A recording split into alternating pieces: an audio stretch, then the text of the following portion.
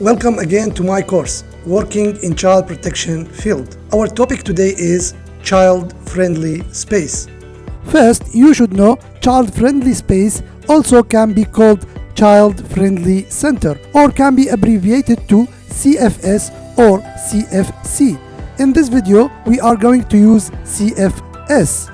In most tests and interviews of child protection jobs and positions, there is a section for questions about child-friendly space or child-friendly centers. In fact, this topic became an essential topic in the last 2 decades because child-friendly space is not a random structure or program which you can just establish anyway and let children come and play in. Rather, it is a program designed with conditions and arrangements for its establishment, operation, and management. Child-friendly spaces have specific goals and objectives and require assessments, plan, follow-ups, monitoring, evaluations, and so on. At present, it is widely spread around the world, especially in the areas that live abnormal situations. Therefore, if you have a test or interview for any child-related job or position, this video is for you. On the other hand, if you work in any job related to children, this video is important for you because it is an important service for all children and you may need to be in touch with it. In tests and interviews, you will be asked the following questions about child-friendly space. You will be asked what is child-friendly space or what is child-friendly center? Why do you want to work in child-friendly center? How can you help children in the child-friendly space? What are the success factors for creating or establishing a child-friendly space? What tools or equipments do you need in a child-friendly space? What will you offer children in the child-friendly space? What are the prohibited objects and actions in the child-friendly space? Therefore, we are going to learn in this video the following topics. What is child-friendly space or CFS? What does CFS look like? How to create CFS? The first CFS. The benefits of CFS. How to choose a location or place for a CFS. Basic principles of CFS. The materials you need in a CFS. CFS programs and activities. Things that you should not do in CFS. The training topics for CFS staff. First, let's see what child-friendly space is. It is a place where children get to do the following: provide safe and equal opportunities for children and teens to play, and to learn and build resilience and foster communication.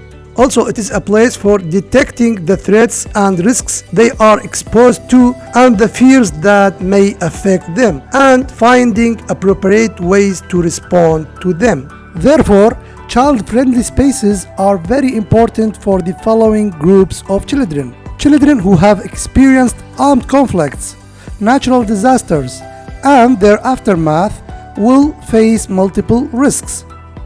Also, children exposed to child protection concerns, such as exploitation, neglect, violence, abuse, recruitment, separation, illness, and etc. Also, children who have anxiety, fear, denial, anger, sadness, insomnia, and etc. Also, children with physical, psychological, and social problems. The benefits of child-friendly spaces were obvious after establishing the first space in Kosovo in 1999 by UNICEF. This idea was tested in other places and countries. The results were positive again. Since then, child-friendly spaces have become one of the basic services in the child protection field. Anyway, there are some basic principles to establish a CFS. The first principle is it must be safe, which means safe for children, safe for the families and community. Also safe for the staff who manage and operate the space. The second principle is CFS should provide a stimulating and supportive environment for children. Third, CFS should be built on the existing structures and capacities. Fourth, should be participatory in the design and implementation, which means children, families, organizations, and government entities can participate in the establishment and implementation. 5. Should be inclusive and non-discriminatory. Again, these are the basic principles. Now, you may ask what a CFS look like. CFS may look like this shape, which is a big safe tent, or like this simple building, or like this, a caravan with a big tent, or can be several prefab caravans. Another simple shape. In the absence of resources, even a big tree in a safe area can be used for the activities of the child-friendly space. Or even a big safe truck like this one after some work and preparation to fit the purpose. In the ideal situation, a CFS should look like this. The question now is how to establish a CFS. The answer is we should conduct a detailed assessment, assessing the numbers of the children in the targeted area, their age groups, the numbers of the families, also assessing the requirements, needs, capacities, risk and protection factors, roads, options, and etc. After that, we can prepare a detailed plan and design. Then we can implement the structure of the building and the structure of the operational staff. Then we can start operating the CFS and build the capacities of the operational staff. Then we should conduct regular follow-ups, monitoring, and evaluations. We have another important question, which is how to choose a place or a location to establish a CFS. When we visit the targeted area, we should ask ourselves and ask people in that area the following questions. Is this place safe? We mean safe for children, for the activities, for the operational staff, for the parents and families, and so on. We should ask another question. Does this place provide privacy for the children, for the staff, and for the others, or not? Also, is this place accessible or difficult to access or dangerous to access? Also, does this place protect and preserve the dignity of the children and the operational staff? Or it is a dirty, disgusting, and humiliating place for children and for staff and for other people? Also, is this a place accessible for children and people with special needs or not?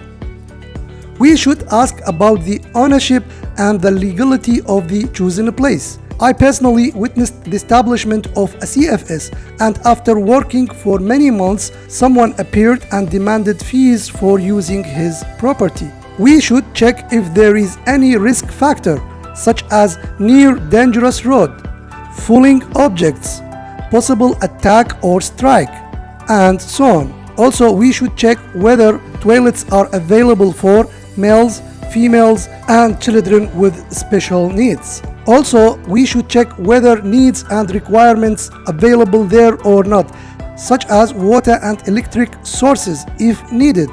Also, security, police, and etc. Now let's see what materials, tools, and equipments we need to put in a CFS. In fact, we don't need much. We need simple things such as notebooks, pens, papers, colors, couple scissors, some toys, balls, playing ropes, and so on. It would be good if we put some simple musical instruments such as drum, org, and DJ. Also some chairs and sitting mats and tables, and cooling and heating materials if needed. Besides that, we will need some administration materials such as stationery, sheets, files, referral and report forms, registration cards, and so on. Last but not least, we will need some safety materials, specifically first aid kit, and fire extinguishers, and some sterilization materials. Now let's move to the training topics that CFS staff need to be trained on. First, child rights and child protection issues and their impact on children and society. Second, topics of safety, hygiene, nutrition, and awareness programs. Rules and codes of conduct. How to identify children who need help and support. How to implement psychosocial support programs. Case management and referral services. How to establish child protection committees, volunteers community, and mobilization networks. Peace building and reintegration programs, and etc. The operational staff of any CFS should know that there are some prohibited actions and deeds in the CFS. CFS staffs should avoid and never do these actions and deeds. I called this section "Don't Do This." First, don't request or accept any personal favors in exchange for the services or materials provided by the CFS. Second, don't request or accept any personal favors in exchange for allowing someone to participate in the activities and or access the services. Third, never sexually or physically harass staffs, volunteers, or other partners' staffs. Fourth, don't have any sexual contact with young participants from informal or formal schools, centers, or community. Do not beat, slap, or use any other form of punishment.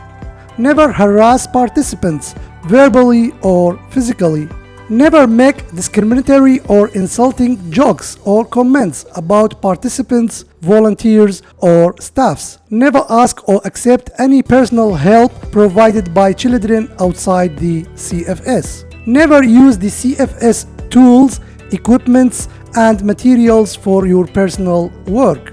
Never discriminate. Everyone should have access to the CFS activities. Don't touch or make any unacceptable gestures. Do not neglect the code of conduct. Now you may ask what programs or activities we can provide or deliver in a CFS. We can provide recreational and entertainment programs and activities. We can provide psychosocial support programs, the structured and unstructured. Non-formal education, also programs that support the formal education. Awareness programs about hygiene, safety, health, protection, and nutrition. Life and creative skills programs such as handicraft skills, communication, music, photography, and etc. Also, we can link children and their families to other services. We can also provide case management and referral services.